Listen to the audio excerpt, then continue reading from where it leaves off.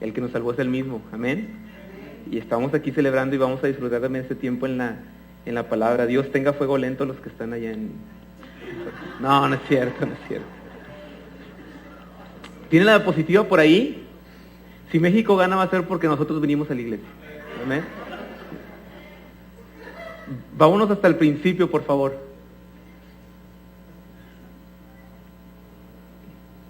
¿Podrías quitarla e irte hasta el principio así nada más? ¿O se queda atorada? Por lo pronto abramos nuestras Biblias ahí en Romanos 1. Cuando estaba en la primaria,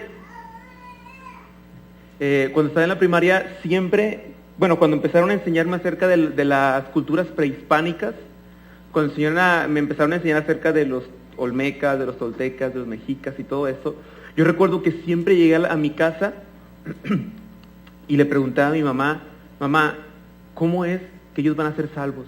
Porque ellos no conocieron a Cristo. ¿Dios es tan malo como para mandarlos al infierno? Porque los españoles llegaron a Cristóbal Colón y descubrió América en el 1492, si mal no recuerdo. Y toda la gente que vivió antes, ¿qué pasó con ellos? Dios era tan malo para castigarlos porque ellos no tuvieron la oportunidad de tener una Biblia, de leer la Biblia, y ellos no tuvieron la oportunidad de venir a una iglesia como nosotros. Y yo le preguntaba constantemente a mi mamá, y recuerdo que mi mamá nunca me respondió, solamente me dijo, lee la palabra debe tener alguna respuesta para ti en ese aspecto. Y es una interrogante que de un niño creció y hasta un adolescente y hasta ya de grande, seguí preguntándome, cuestionándome, ¿qué pasaba con la gente, hablando de nuestra cultura, que no conoció a Cristo, que no tuvo una Biblia, que no pudo ir a una iglesia, que alguien no le compartió, que no le predicó el arrepentimiento? Y quiero que leamos primera de Romanos 1:18. Estoy nervioso. Romanos 1:18, y quiero leerlo, y escúchenlo por favor. Porque la ira de Dios se revela desde el cielo contra la impiedad e injusticia de los hombres que detienen con injusticia la verdad. Porque lo que de Dios se conoce les es manifiesto, pues Dios se los manifestó. Porque las cosas invisibles de Él, su eterno poder y deidad, se hacen claramente visibles desde la creación del mundo, siendo entendidas por medio de las cosas hechas, de modo que no tienen excusa. Pues habiendo conocido a Dios, no le glorificaron a Dios, ni le dieron gracias, sino que se envanecieron en sus razonamientos, y su necio corazón fue entenebrecido. Profesando ser sabios, se hicieron necios. Algo que está enseñando la palabra es que hay algo que se llama la revelación general, que es que Dios se revela a través de su creación. Dice que su eterno poder y deidad se hacen claramente visibles a través de la creación, de modo que nadie tiene excusa de glorificar a Dios. Y dice Pablo ahí que hubo mucha gente, la sigue viendo y la hubo en muchos tiempos atrás, que a pesar de conocer ese Dios a través de la creación, dice que se envanecieron en sus razonamientos, su corazón fue entenebrecido e hicieron sus propios dioses. ¿Okay? Ahí comencé a encontrar muchas respuestas de lo que me encontraba ahí de niño, acerca de cómo pasó con las otras personas que no tuvieron la oportunidad de conocer a Dios como lo conocemos tú y yo ahora. Y lo que me enseña la palabra es que la creación nos revela a Cristo. Es que la creación nos revela el poder y la gloria de Dios. Ahorita vamos a ver algo bien interesante acerca de esto. ¿Podemos avanzar en la siguiente diapositiva? ¿Alguien se acuerda de él? Sale en el billete de 100 pesos. Nezahualcóyotl. Él nació en el 402 y murió en el 72. Y Cristóbal Colón descubrió América hasta el 92. O sea, él no tuvo oportunidad de conocer una Biblia o de conocer algo así. Vamos a la que sigue. En el billete de 100 pesos, mero arribita, ¿alguien tiene un billete de 100 pesos? ¿Que quiere dejar en fe? Aquí. Bueno, en su billete de 100 pesos, se dan cuenta, mero arribita viene un poema de Nezahualcóyotl que dice algo así: amo el enervante aroma de las flores. No. Amo el canto del censotle, hable de 200 voces y el enervante aroma de las flores. Pero amo más a mi hermano, el hombre. Cuando empiezo a leer esto y empiezo a investigar más de Nezahualcóyotl.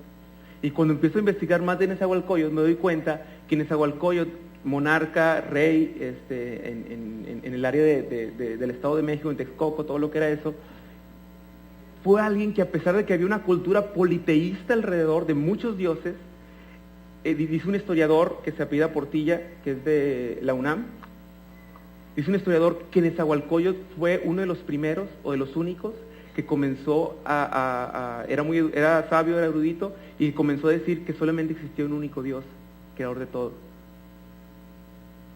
que el dador de la vida la llamaba él, que solamente existía un Dios. Y el historiador menciona en una de sus obras que Nezahualcóyotl dijo, es más, los otros dioses son demonios que engañan a la gente, dijo así. Pero solamente existe un Dios creador de todo. Entonces yo empecé a buscar todo esto, y Nezahualcóyotl le daba muchos títulos a este Dios que él alababa. Le decía el arquitecto del universo, le llamaba el Dios de lo cercano y lo lejano, le llamaba el Dios que se hizo a sí mismo.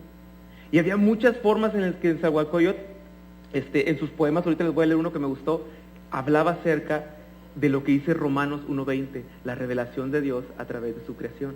¿Ok? Entonces, es bien interesante darte cuenta cómo Nezahualcóyotl no tuvo la oportunidad de acceder a la palabra de Dios. Nezahualcóyotl no vivió en otro tiempo completamente, sin embargo, Dios se reveló en su creación. De modo, dice Pablo, que nadie tiene excusa. No hay ningún ser creado que tenga excusa para no adorar a Dios, porque la Biblia enseña que Dios se reveló en su creación. ¿Ok? ¿Sí me siguen hasta ahí? Vamos a continuar. Leemos todos juntos el versículo 20 de Romanos 1. Lo leemos: porque las cosas invisibles de Él, su eterno poder y deidad, se hacen claramente visibles .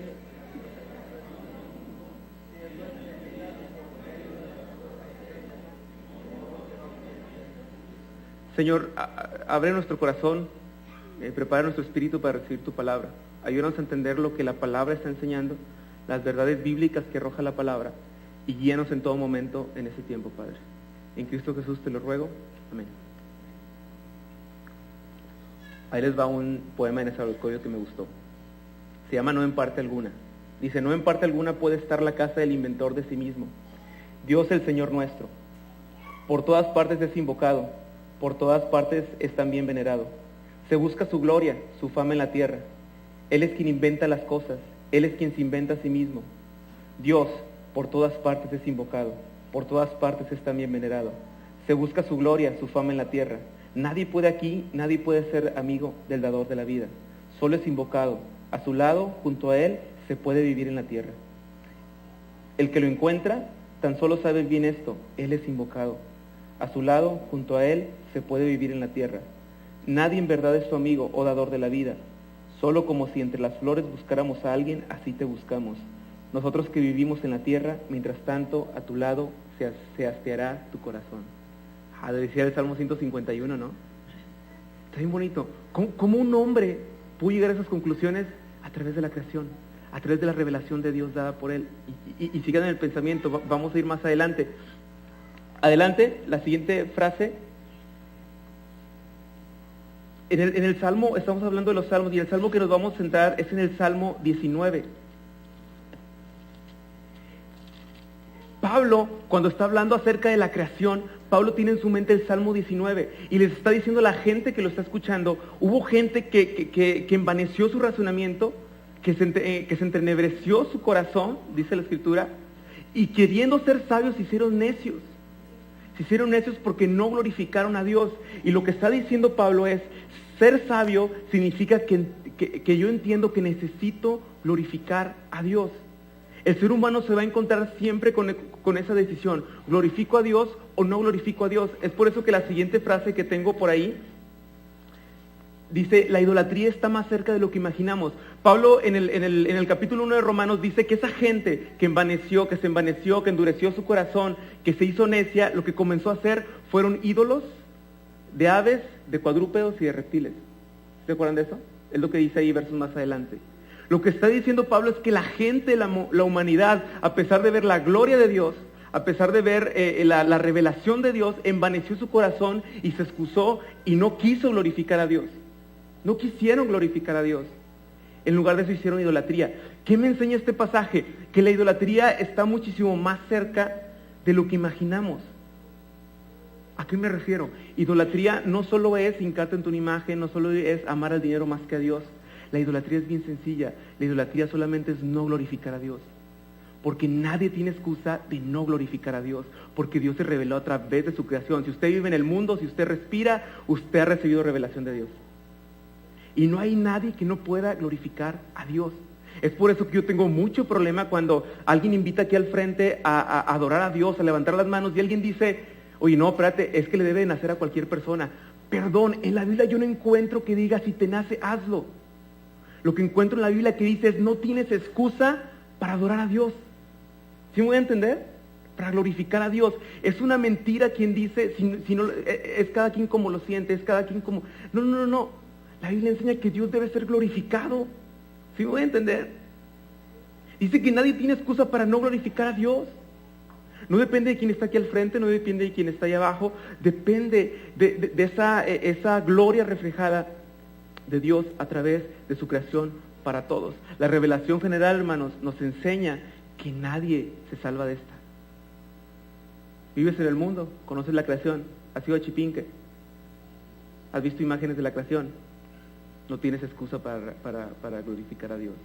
Amén. Vamos adelante. ¿Qué otra cosa nos enseña? Si no glorificamos a Dios es porque estamos envanecidos y nuestro corazón está entenebrecido. Así de sencillo. No, pues es que todos tienen su tiempo.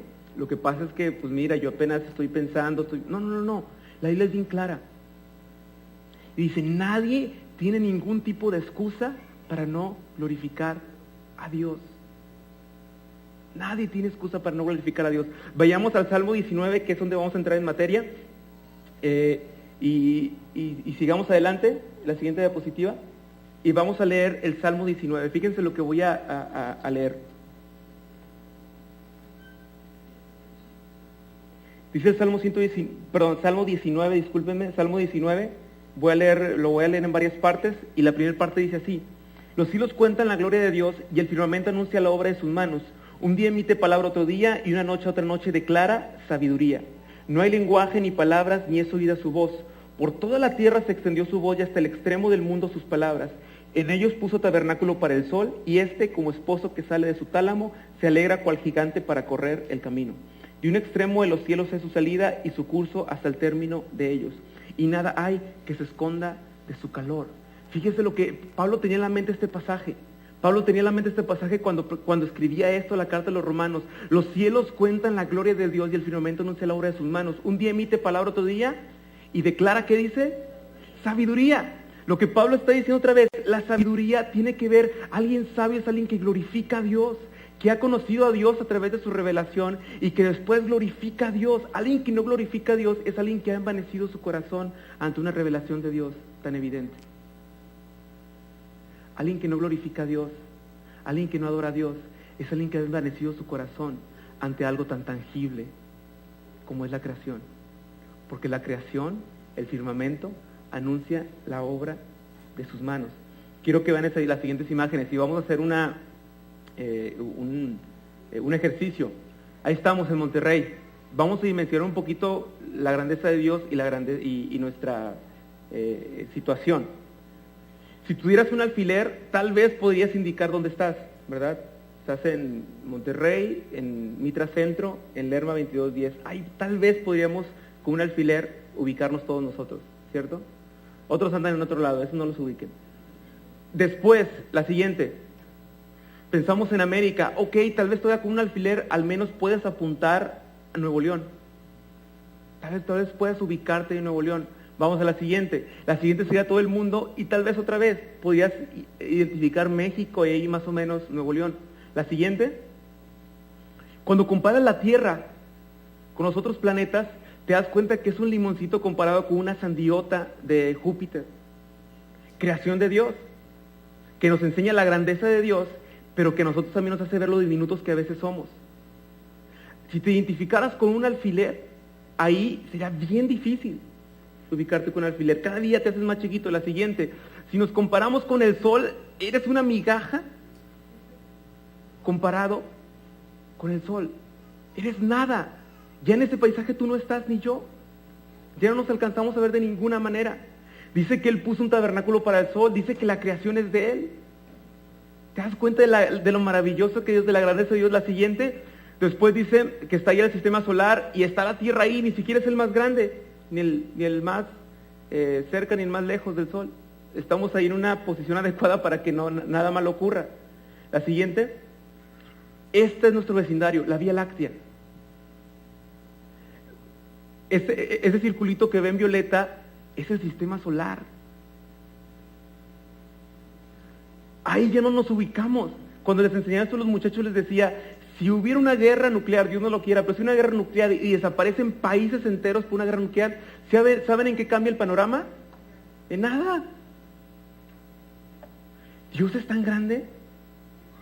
El firmamento, dice el pasaje, anuncia la obra de sus manos, declara sabiduría, declara que usted y yo debemos de adorar a Dios, que debemos de glorificar a Dios. Dice, no es oída su voz, no te tengo que explicar nada para que puedas ver esa imagen y puedas comprender la grandeza de Dios. La grandeza de Dios. Vayamos a la siguiente parte. Dice el Salmo del 19, del 7 al 10. La ley de Jehová es perfecta que convierte el alma. El testimonio de Jehová es fiel que hace sabio al sencillo. Los mandamientos de Jehová son rectos que alegran el corazón. El precepto de Jehová es puro que alumbra los ojos. El temor de Jehová es limpio que permanece para siempre. Los juicios de Jehová son verdad, todos justos. Deseables son más que el oro y más que mucho oro afinado. Y dulces más que miel y que la que destina del panal. Tiene mucho que ver. Estuve leyendo y había gente que decía que creían que eran dos cantos distintos y que los juntaron por error. Pero la primera parte del Salmo 19 y la segunda parte tienen mucho que ver. Tienen mucho que ver. ¿Por qué? Porque la Biblia nos está enseñando que alguien que es sabio, alguien que adora a Dios, que ha recibido la revelación de Dios a través de la creación, entiende que la ley de Jehová es perfecta que convierte el alma. Que los juicios de Jehová son verdad y todos son justos, que el testimonio de Jehová es fiel. Lo que está diciendo, ¿te acuerdas de la Vía Láctea, de todo eso que viste, esa grandeza? Bueno, yo soy quien pone las reglas, entonces te debes de deleitar. ¿Sí me explico? El problema que yo tengo es con el verso 10 que dice que sus mandamientos son deseables más que el oro y más que mucho oro afinado. Y yo sospecho que para muchos de nosotros nos cuesta tanto trabajo obedecer a Dios y para muchos de nosotros no son tan deseables a veces los mandamientos de Dios. El salmista está sonando muy cristiano. El salmista está sonando muy espiritual. Y a veces que creemos que la realidad, o vemos que la realidad es otra.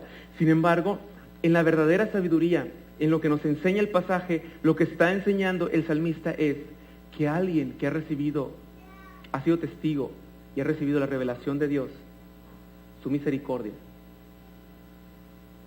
la ley de Jehová se convierte en perfecta para él y desea cumplir su voluntad. Si usted no desea cumplir la voluntad de Dios, si usted no tiene el más mínimo fin de adorar a Dios y honrar a Dios con todo lo que tiene, usted se está excusando y no está aceptando la revelación de Dios dada a través de la creación y de su gloria. ¿Sí me voy a entender? Es lo que decía Jesús. Dice Romanos que la ley de Dios, esta ley que es perfecta, vino para hacerle ver al hombre que no puede cumplirla. Vino para hacerle ver al hombre que es pecador. Es decir, usted y yo no podemos cumplir la ley. Pero después dice en Hebreos que Dios, que Cristo, que a través de Cristo Dios ha escrito esa ley en nuestros corazones. Y es por eso que usted y yo podemos anhelar caminar en la vida cristiana. ¿Sí me explico? ¿Qué nos enseña esto? Bien sencillo. Si yo predicara solamente mandamientos, ustedes se frustrarían. Porque no pueden cumplirlos, porque yo no puedo cumplirlos. Es a través de Cristo que podemos cumplirlos. Lo que está diciendo el salmista es que es alguien que ha visto la revelación de Dios a través de la creación, alguien que ha visto la gloria de Dios en el firmamento, es alguien que va a amar su ley. Eso lleva implicaciones muy complicadas, porque si usted no ama la ley de Dios, si usted no está cerca de Dios, necesita que Dios transforme su vida, necesita entregar su vida a Cristo. No importa que lleve mucho tiempo en la iglesia. Esta parte de la Biblia a mí me confronta un montón. Me confronta demasiado leer lo que el salmista está escribiendo acerca de la ley de Dios. Usted no puede cumplir nada si no es a través de Cristo, si no es rendir su vida a Cristo. Él es el que produce el querer como el hacer por su buena voluntad. Porque si nos vamos a los mandamientos, estaremos predicando un evangelio por obras. Y no creemos en un evangelio por obras. Queremos un evangelio por gracia, a través de poner la fe en Cristo. ¿Amén? Ok. Siguiente. Quiero explicarles algo en la siguiente parte.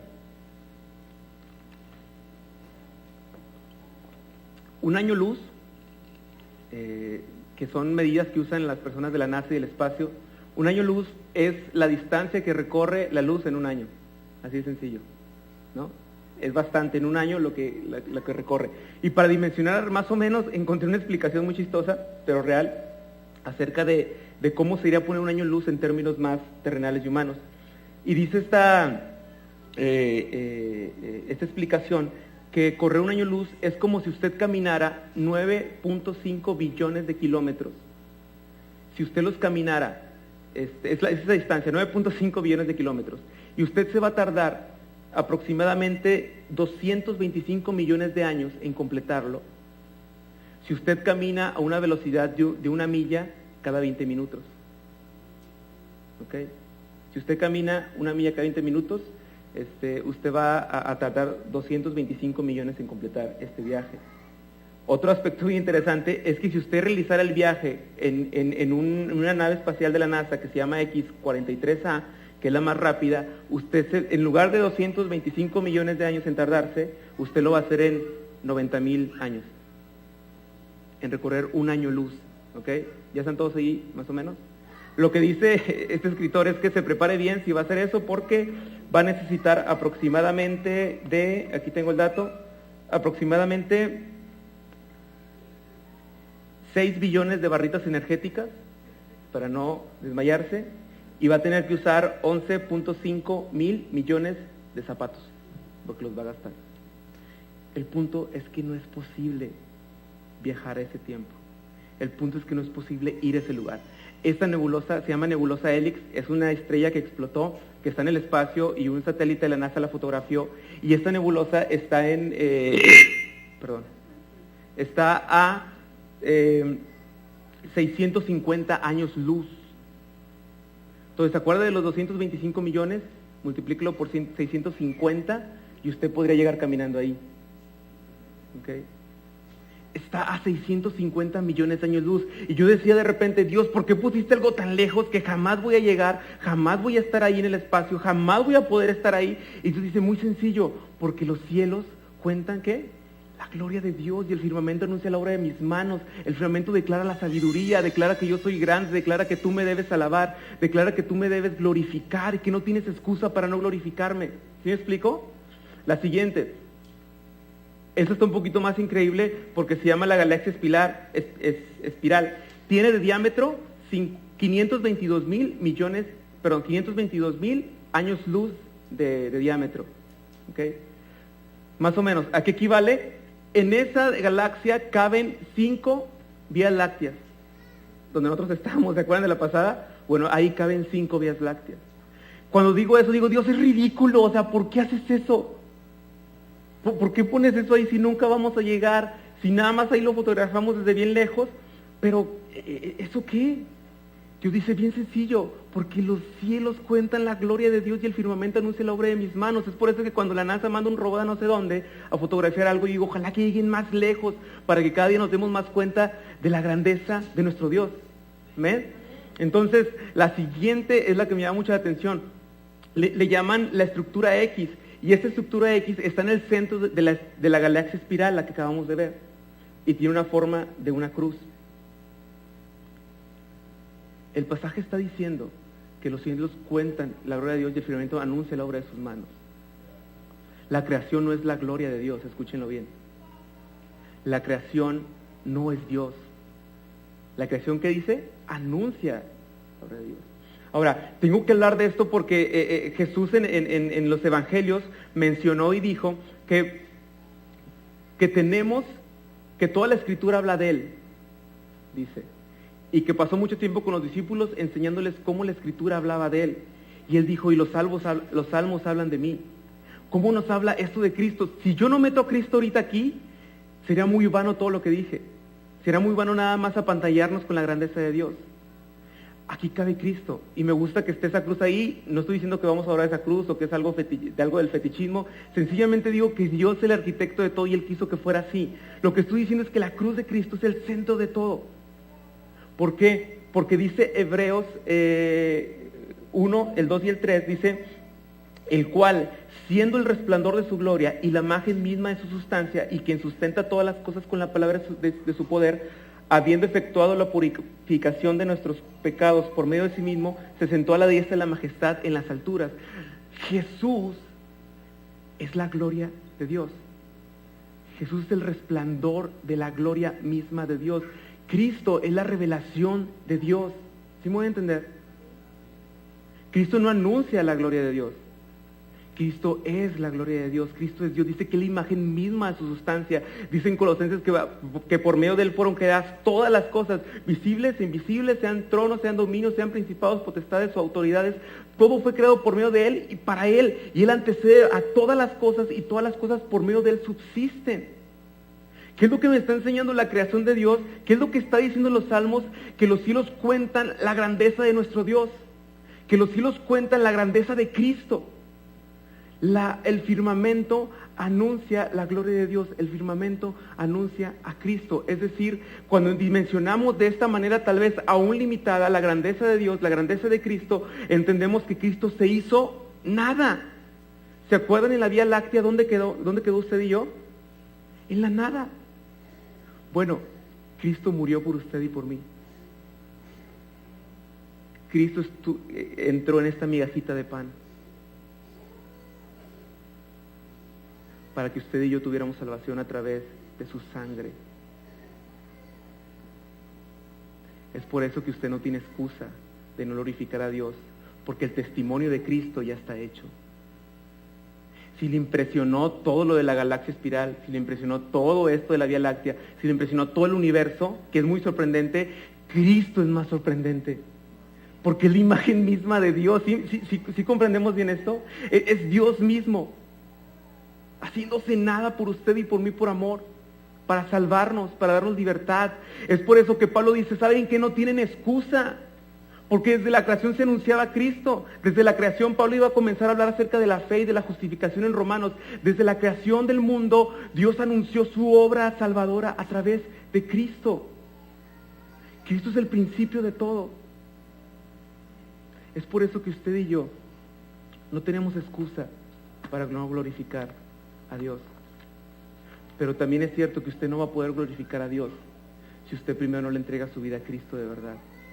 Una vida que no glorifica a Dios es una vida que vive en idolatría.